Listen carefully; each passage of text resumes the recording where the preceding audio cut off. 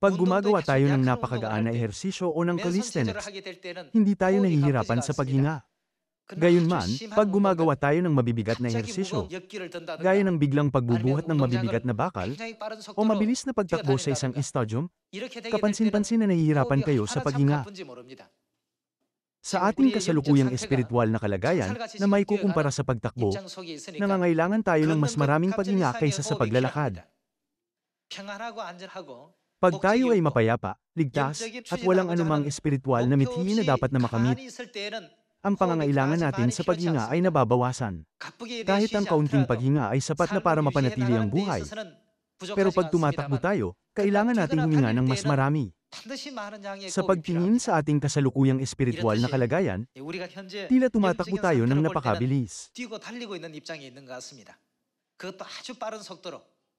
Gaya ng dapat na tumugma ang inyong paghinga sa tindi ng inyong pagtakbo. Sa sandaling ito, kung kailan mabilis tayong tumatakbo tungo sa walang hanggang kaharian ng langit, hinihikayat ko ang lahat na maglaan ng maraming panalangin para sa ating banal na espiritual na mithiin.